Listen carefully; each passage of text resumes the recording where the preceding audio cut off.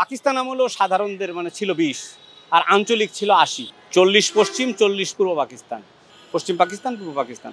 যেহেতু স্বাধীনের পরপরই আমাদের তো বাংলাদেশ স্বাধীন হওয়ার পর আমাদের তো কোনো প্রদেশ ছিল না, তখন যাতে সারা বাংলাদেশের সকল মানুষ একসাথে সরকার পরিচালনায় বৈষম্যহীনভাবে, এক এলাকায় শিক্ষিত বেশি ওই এলাকার লোকই সরকারি চাকরিতে ঢুকবে, আর ওই পাহাড়ি অঞ্চল, ওই সাগরের উপকূলীয় অঞ্চল, উত্তরবঙ্গ অঞ্চল যেখানে মানুষ স্বাভাবিকভাবে শহর যে জায়গায় সেই জায়গায় মানুষ সুযোগ সুবিধা বেশি পায়, তারা নিজেদেরকে আধুনিকভাবে বা আধুনিকতার ছোঁয়া পায়, ওইভাবে গড়ে ওঠে, অনেক সুযোগ সুবিধা পায়। তা বাংলাদেশটা যখন স্বাধীন হয়েছে তখন সব বাংলাদেশের সকল মানুষদেরকে তো আনতে হবে একটা জায়গায়।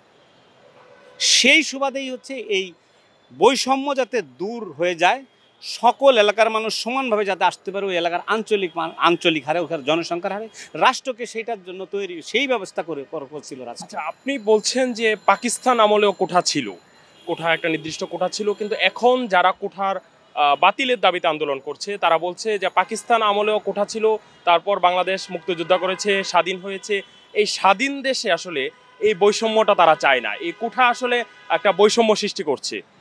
তাদের প্রশ্নের উত্তরে আমি একটা জিনিস বলতে চাই যে আমাদের স্বাধীন দেশে যে আগে পাকিস্তান আমলে 5 থেকে 7% সর্বোচ্চ পূর্ব পাকিস্তানের লোকদেরকে নেওয়া হতো, আর বাকি 95 বা 93% লোকই পশ্চিম পাকিস্তানে নেওয়া হতো। সামরিক বাহিনী তো আরও বেশি ছিল।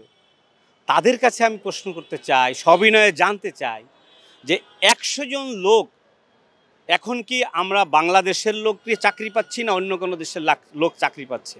যদি অন্য দেশের লোক এনে চাকরি দিতাম, বাংলাদেশের লোকদেরকে না দিয়ে অন্য দেশের লোকদেরকে এখানে আনা হচ্ছে, তাহলে বলতে পারতো বৈষম্য। প্রত্যেকেই এই দেশের লোক, প্রত্যেকেই এই দেশের কোনো না কোনো জেলার লোক।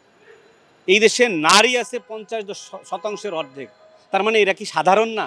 মুক্তিযোদ্ধারা দেশটা স্বাধীন করেছে, কোনো মুক্তিযোদ্ধাকে আজ পর্যন্ত বলেছে যে আমি দেশটা এনেছি, এই দেশটা আমরা যে কয়জন মুক্তিযোদ্ধা আছি এই দেশের মালিক আমরা, আমাদেরকে সমানভাবে ভাগ করে দেন, তারপরে আমার ওই ভাগের মধ্যে আমরা দেখবো যে আমরা কাকে রাখবো কি রাখবো না, এই কথা তো বলে নাই।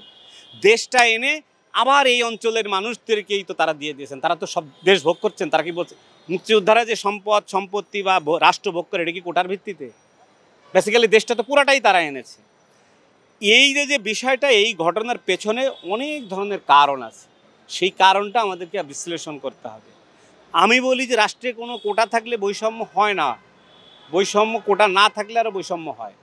কোটা থাকলে, কারণ এখানে নিয়োগের ভেতরে দেখবেন যে নিয়োগে কিন্তু কোনো সাধারণ মানুষ জড়িত থাকে না। ওই অফিসের সাথে যারা জড়িত, আপনার পিয়ন থেকে শুরু করে আমলা পর্যন্ত তারা জড়িত থাকে।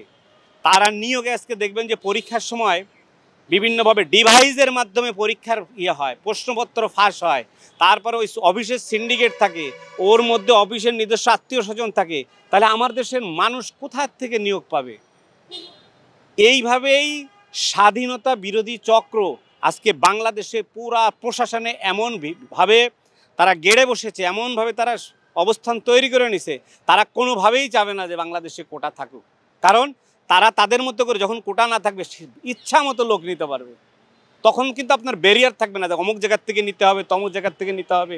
কারণ এতে কি হয়, আপনি যখন এক্সাম্পল আপনি মনে করেন যে জামাতের একজন রোকন বা আমি একজন বোর্ডের ভাইভাতে নিচ্ছি, আমি একজন আমি তো জানি যে আমার ছাত্র শিবিরের লিস্ট কোথায় কে আছে। যখন ভাইভাতে আসবে আমি যদি তাদেরকে বেশি মার্কস দিই, আমাকে কেউ বাদ দিতে পারবে, আমাকে কেউ জবাবদিহি করতে পারবে? এই জবাবদিহিতা আছে কারো? মুক্তিযোদ্ধার কোটার অমুক আসছে, আপনারা জানেন যে বিএনপি জামাতের সময় রিটেনে পাশ করছে, মানে অনেক ভালো রেজাল্ট, সেখান থেকে দেখা যাচ্ছে কি হ্যাঁ মুক্তিযোদ্ধা, আচ্ছা পরে আসেন, আপনি পরের বার দেখা করেন। আঞ্চলিকতা, ও আচ্ছা খবর নেবে যদি কারো মুক্তিযুদ্ধের পক্ষের বা আওয়ামী লীগের বা মানে সাথে জড়িত থাকে বা যারা যে রাজনৈতিক দল আছে তাদের আদর্শে না থাকে, বিভিন্ন ধরনের কথা বলে তাকে বের করে দিবে। এবং এই চাকরিতে এটা হয়েছে, আজকে তারা এমনভাবে ফেঁপে ফুলে উঠেছে যে তারা আজকে ওই মানে মুক্তিযুদ্ধের পক্ষের বা দেশপ্রেমিক যে একটা গোষ্ঠী, এরা যাতে সরকারে না আসতে পারে। কারণ আলটিমেটলি হচ্ছে, আপনি বঙ্গবন্ধুর কন্যা শেখ হাসিনাই বলেন বা আর একজনই বলুক, মুক্তিযুদ্ধের পক্ষে সরকার যিনি আসবেন উনি সরকার চালাবেন কাকে দিয়ে?